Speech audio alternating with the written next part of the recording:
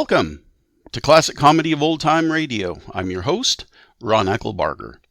I'm pleased to present, for your listening pleasure, Lucille Ball and Richard Denning in episode number 59 of My Favorite Husband, entitled Superstition. It originally aired on October 21st, 1949. It's time for My Favorite Husband, starring Lucille Ball. Hello, everybody.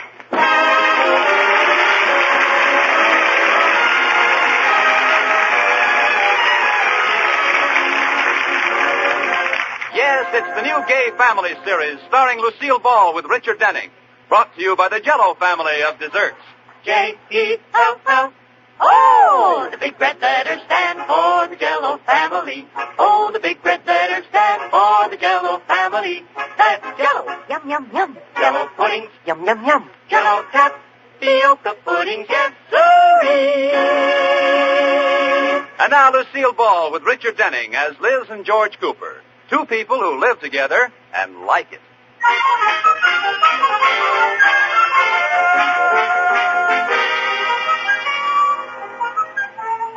As we look in on the Coopers tonight, we see a romantic little family scene.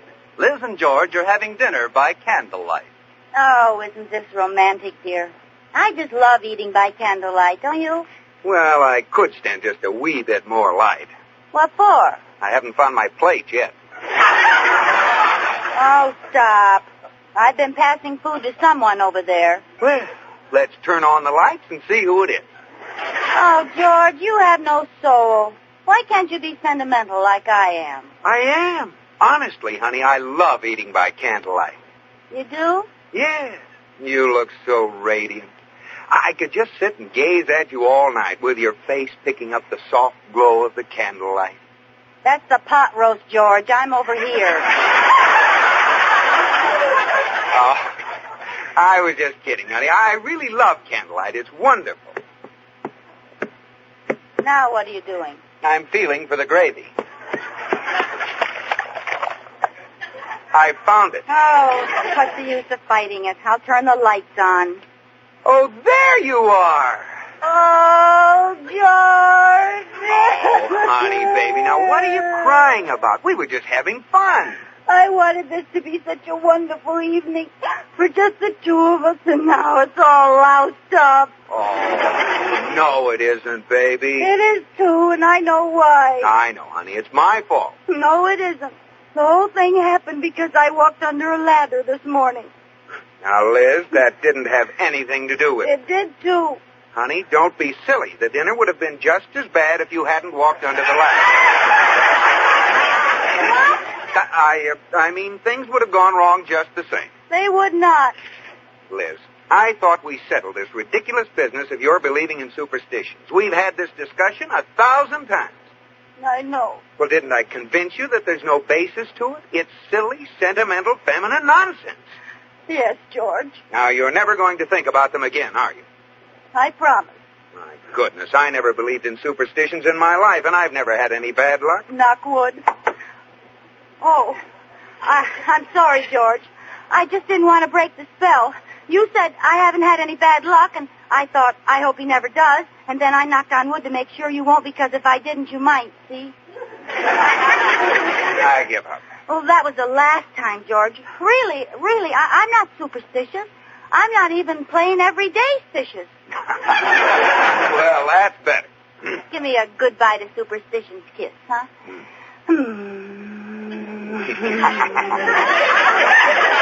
Oh, gee, you kiss good. Oh, thank you. Where'd you ever get those lips? In a surplus store.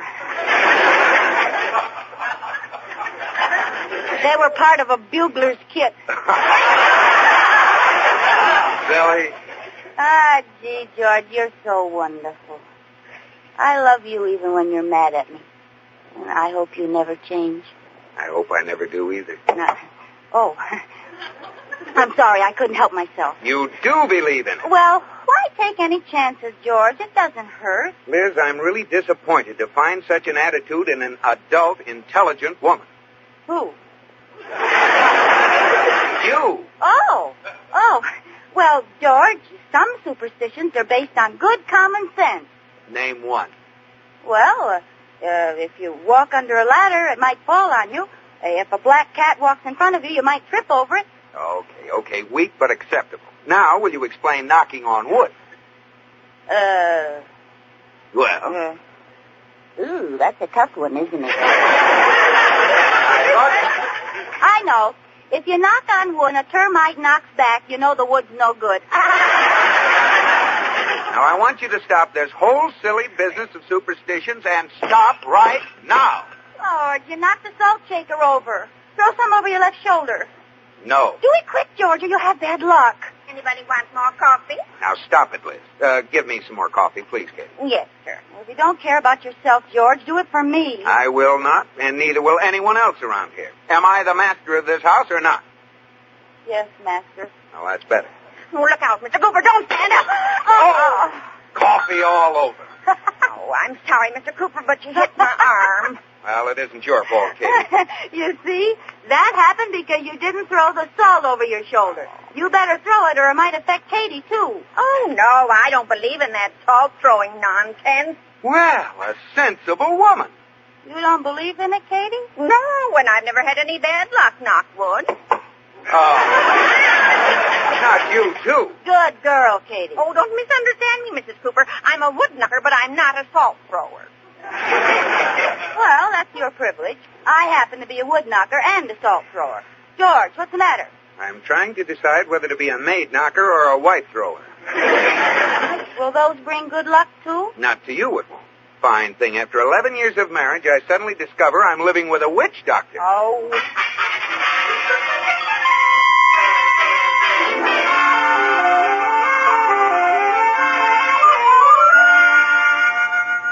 Good morning, Katie. Morning, Mrs. Cooper. I certainly heard you and Mr. Cooper talking late last night. You didn't hear me talking. That was George. All night long, I got a lecture on how stupid it is to believe in superstitions that have been handed down from the Dark Ages. Did he get rough? I heard a crack. No. That was demonstration time. He broke a mirror on the floor and stamped on it just to prove it didn't bring bad luck. My goodness. Is he coming down to breakfast? Yeah, he'll be here in a minute. He's bandaging his foot. Oh, I'll get it, Mrs. Cooper. Oh, it's little Joanne Wood from next door. Come in, dear. Good morning, Katie. Good morning, Mrs. Cooper. Hello, Joanne. How are you? Fine, thanks. How's your father? Fine, thanks. And your 4 sisters? Fine, thanks. And your 6 brothers? Fine, thanks. And your mother? Exhausted, thanks. Oh, good morning, Mr. Cooper. Oh, hello, Joanne. My father asked me to return this umbrella. Oh, thanks. Well, this doesn't look like our umbrella. Let me open it and take a look. George, please, not in the house. Oh, Liz, I thought you were going to stop that silliness. But it's bad luck to open an umbrella in the house. She's right, Mr. Cooper. I opened an umbrella in the house once, and a few minutes later I sprained my ankle. Oh, that was just coincidence. No, it wasn't. I used the umbrella for a parachute when I jumped off the piano. You better quit while you're behind, George. No, you two. I'm going to prove to you once and for all that opening an umbrella in the house doesn't bring bad luck. George, don't open it, please. I'm just proving my point. Oh, my foot! Daddy wondered where that hammer was. Oh, poor George. It was your good foot, wasn't it? Yes. Isn't that hilarious?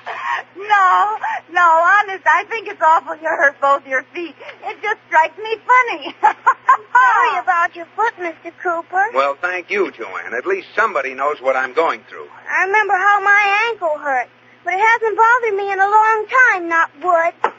Oh, no! Something tells me you better leave, Joanne. All right. Goodbye. Goodbye, dear. Well, that wraps it up, Liz. I can't fight it. Yeah, we got a pretty strong union, haven't we? Look, just let me calm down for a minute, will you? Then I've got a lot of work to do. Sure, you relax, George. I'll just sit here and read the paper. Gee, it was cold last night. Listen to this. Min, 48 degrees. Max, 65 degrees. The night before, it was warmer. Min, 52. Max, 71. George, why is it Min never gets as hot as Max?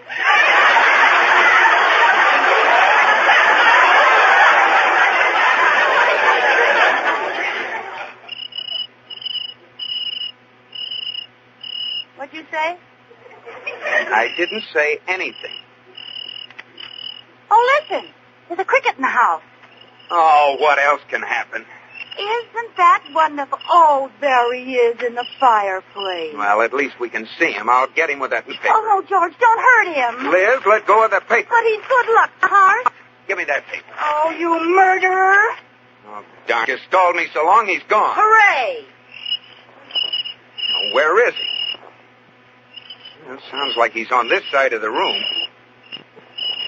No, sounds like he's on the other side of the room. Oh, I can't find him. Oh, shut up! George, be friendly. Ask him nicely. Please, Mr. Cricket, George has work to do. Won't you please be quiet?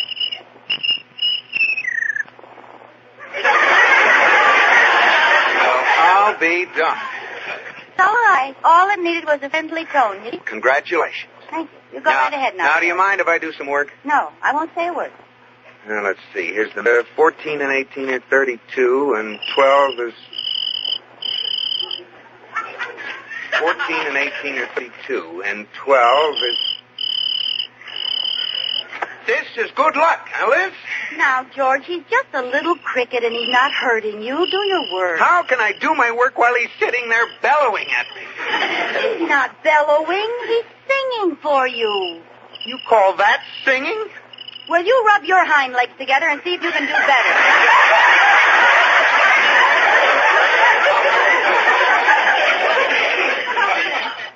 Oh, there he goes. Where? Out in the hall. I'll get him this time. Oh, run for your life, little Jiminy. Well, where did he go, Liz? I do, and maybe I don't. Elizabeth, tell me. I'm no stool cricket. Shh. There he is. Where? Under the molding by the bathroom door. How will I get him out? I'll handle this. Okay, you cricket. Come out with your hind legs up. Now, that was smart. You chased him under the door into the bathroom. No, I'll get him now. Just a minute, George. Don't go in there. He may be taking a bath. Okay, Liz.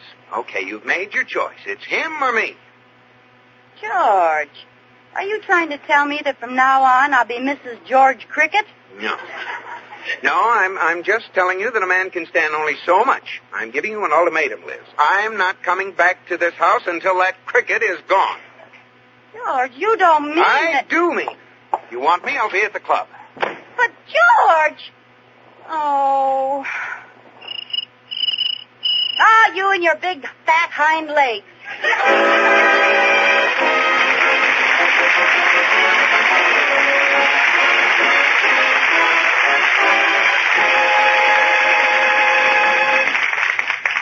Well, seems like everything happens to the Coopers, and that's not just cricket, is it? But say, here's something swell that can happen to your family.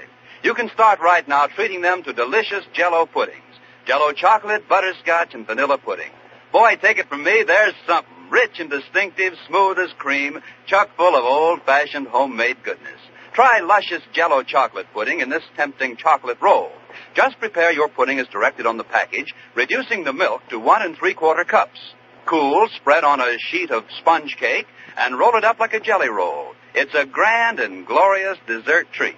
Jell-O puddings is so quick and easy to prepare. All you do is add milk, and they take about 5 minutes to cook. Get all 3 Jell-O puddings tomorrow, and find out why more women buy Jell-O puddings than any other prepared puddings in the world. Jell-O.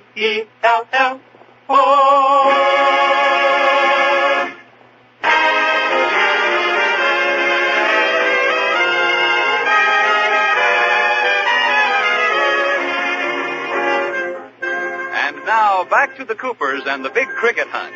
Well, it's been 2 hours since George, the mighty hunter, gave up the chase and returned to his cricket blind. Liz is still hot on the trail. Here, cricket, cricket, cricket. Here, little cricket, let's go bye-bye. Where are you? Haven't you any idea where he is, Mrs. Cooper? No, he muffled his legs and threw me off the trail. The last I saw of him was in the dining room. What was that crash I heard? Oh, I got mad and threw a plate at him. Goodbye, Mrs. Cooper. Well, I wouldn't mind if he just sat there and cricked at me, but he gave me a great big raspberry. Oh, no. Yes, it made me so mad I called the exterminator. Good. Let's let the exterminator worry about it. Well, I'm going to give him one more chance to save his life. That is, if he's the type to go for a tin cricket. A tin cricket? Yeah, I had one left over from a Halloween party. See, here it is. Well, you don't think you can fool him with that, do you? No, I might. If this happens to have cricket sex appeal. Oh. Well, it's worth a try until the exterminator gets here. Now, let's tiptoe into the dining room. He might still be in there. I don't see him. There he is. Let's see if I can engage him in conversation. Let's go. Oh, he doesn't answer. I'll try again.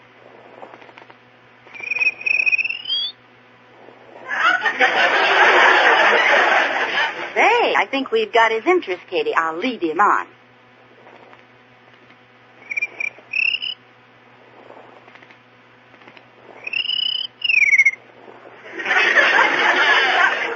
I wonder what I'm saying to him.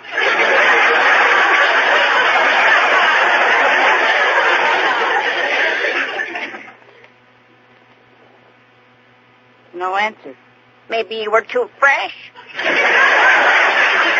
Hard to get. I'll really flirt with him. How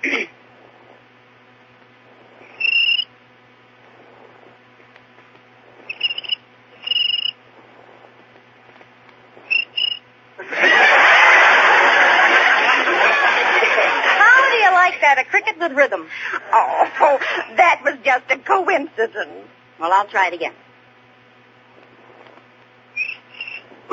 Oh, no! I got a hold of the bebop king of the bug world. Oh, you're making it sound like that. He always gives two chirps. Oh, well, I'll get it.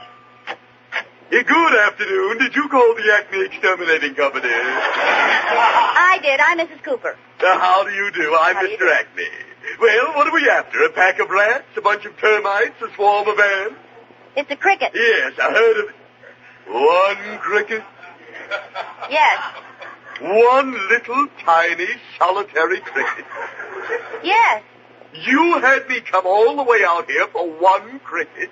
You didn't come alone, did you? You'll need every man you've got. This is Super Cricket. Well, you get stuck for a minimum charge anyway. Now, which room is he in? I'll give him a little DDT, and that will be that. You think so, huh? Well, he's in this room someplace. He's over in that corner. It doesn't matter. I'll just spray this DDT bug bomb. Now we'll step out of the room until I count 10. 1, 2, 3, 4, 5, 6, 7, 8, 9, 10. And that's the end of the cricket. Cricket! Oh, Cricky! Yeah, I guess he's gone all right. That will be $5. $5? Minimum charge, you know. Well, all right. Hark! That's impossible. That cricket is dead. Well, maybe this is his ghost. He's gonna haunt you. Just a minute. No bug is going to make a fool out of me. I'll give him another dose. Oh, darn it. That's the last of the DDT. Well, I'll get him some other way. I have a tip for you. Don't waste your time with female impersonations. This kid's a jaded bachelor. What are you talking about? My decoy. I was flirting with him before. I was making like a lady cricket. Well, I have a tip for you. A female cricket doesn't make any noise. Good heavens. You mean I was just being one of the boys?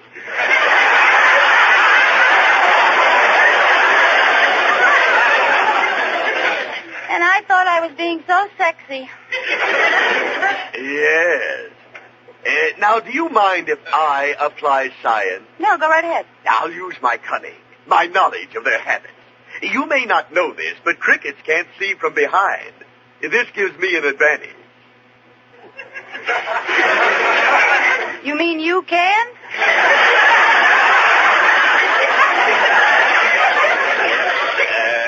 No. Oh, there he is now. I'll sneak up from the back with this empty jar. Now I softly but swiftly sneak up and get him like this. Clamp the lid on the jar, and there he is. Looks like he's used his cunning, too. He's turned invisible. I missed him. Well, he won't get away this time. You're going to use more science? No, science has failed. I hate to do this, but I've got only one choice. I'm going to resort to Plan 4X. A deadly new insecticide. Worse than that. Atomic fission. Worse than that. Good heavens, what are you going to do? I'm going to smash him over the head with a mallet. That's pretty primitive, old boy. Yeah, I know, but think of the pleasure I'll get. That cricket is on his deathbed. Here, come on. He ducked under the bookcase in the hall. Help me move it. Look out, tilt it the other way. I'll handle it. But if you don't tilt it, all the books will fall.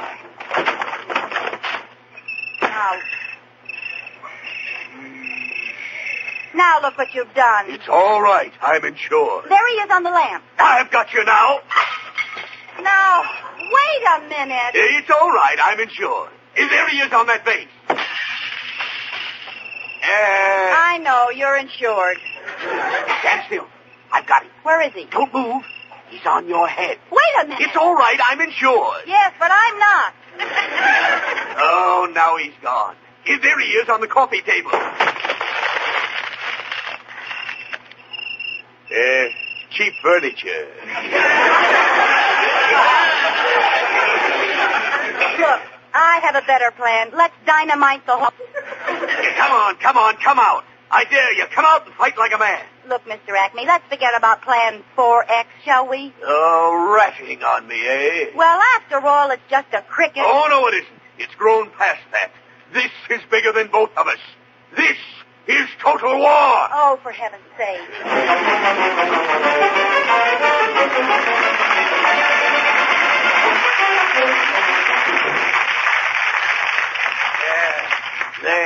There now. Every stick of furniture is out of the room. Close the door. But Close the door. Yes, sir. There are 3 of us in this room. Only 2 of us are leaving alive. I hope one isn't a cricket. Quiet.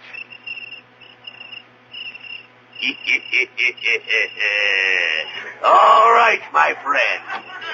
What's going on here? Oh, George, am I glad to see you. What are you doing in here with my wife? It's all right, George. He's insured. What? He's the exterminator. What does he exterminate? Furniture? Hello, Mrs. Cooper. Oh, hello, Joanne. What are you doing here? I lost my pet cricket, and Mr. Cooper said I'd find him over here. Your pet cricket? Come here, Rollo. How do you like that? He jumped right into her hand. Jumped right into a...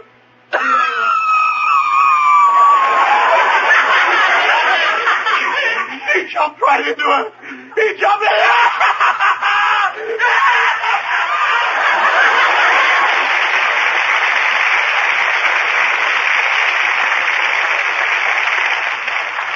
You're a bad cricket, Rollo. And I'm going to put you to bed without any ice cream. Goodbye, everybody. Well, George, are you ready to admit that I'm right about superstitions? What? Don't you see? When you opened the umbrella, the hammer fell on you. When you broke the mirror, you cut your foot. And you have to admit the cricket in the hearth brought us good luck. Good luck. The house is a shambles. Well, sure, but we've always wanted the room redecorated, and now Mr. Acme's insurance company will pay for it. That's good luck, isn't it? Well, yes, and I hope it stays that way. Is that all you have to say? No, I hope it stays that way. Knock wood. Ha-ha, George!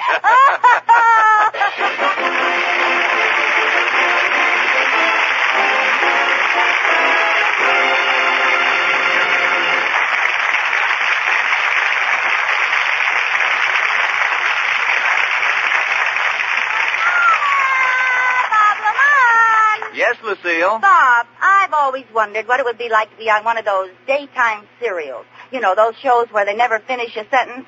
John's other thingamajig and What's It Can Be Beautiful.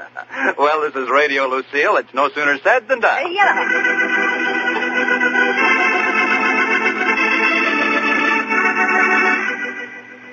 Listen now to Jell-O's Other Pudding. When we left them yesterday, the Jell-O pudding family was gathered in the living room. The doctor was just breaking some news to them. I'm the doctor. Grandma Chocolate, I have something to tell you. It's about your daughter Butterscotch. You don't mean Well, it isn't, well, then it's, well. Oh, I was afraid of that. What has butterscotch got? That buttery brown sugar flavor. Oh, well, that's good. Oh, I'm so happy. That makes me feel absolutely luscious with deep down chocolatey goodness. And meanwhile, unbeknownst to Grandma Chocolate and Little Butterscotch, another Jell-O pudding is skipping up the driveway. Oh, I'm vanilla. I'm rich and smooth as cream, la-di-da-di-da-di-da. Oh, Grandma, I just had such an experience. Really, it was such. Ooh, what happened to me? Oh, the nicest man picked me off a shelf and took me home with him. No. Yeah. What happened? Well, the nice man's wife said she always wanted a darling pudding just like me, and she fell in love with me because I cooked to velvety perfection in just about 5 minutes. Is that all? Is that all? No, they said wonderful things to me. They said I was nourishing, and they said a swell dessert for the kids, and they said I was delectable, and they said I'm crazy. Bill Hatch, get me out! Get me away!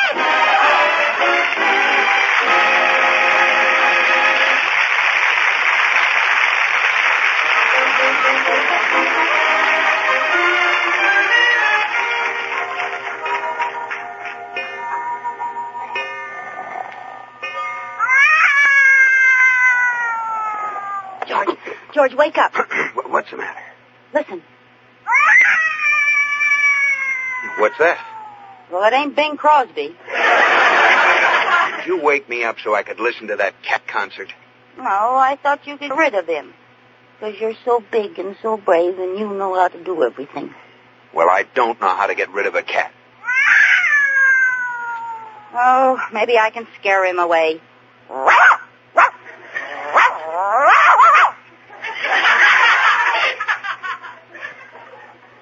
A critic. Well, I'm going to throw something at him. No, that won't do any good. Well, it might. Let me try. There. My gosh, he stopped. What did you throw at him? Our cat. Good night, George.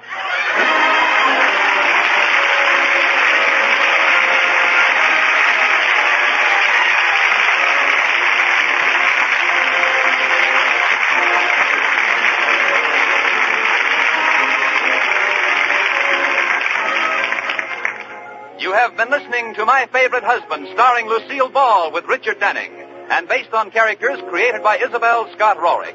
Tonight's program was produced and directed by Jess Oppenheimer, who wrote the script with Madeline Pugh and Bob Carroll Jr. Original music was composed by Marlon Skiles and conducted by Wilbur Hatch. The part of Katie, the maid, was played by Ruth Parrott. Watch for Lucille Ball in the Columbia picture Miss Grant Takes Richmond. And be sure to listen to Lucille Ball in My Favorite Husband again next week, presented by J-E-L-L. Oh, the big red letters stand for the Jell-O family. Oh, the big red letters stand for the Jell-O family. That's Jell-O. Yum, yum, yum. Jell-O puddings. Yum, yum, yum. Jell-O tapioca puddings. Yes, sirree.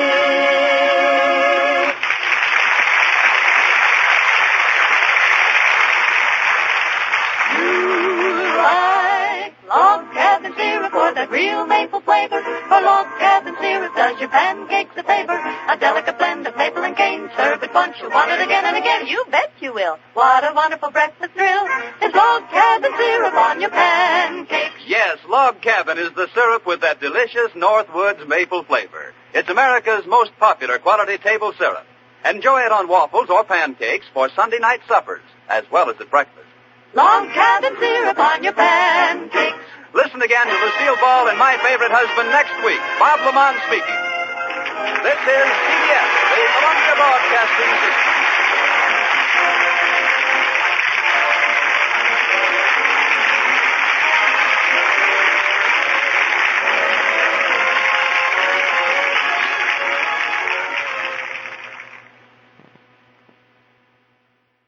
Please send your questions and comments to host at classiccomedyotr.com.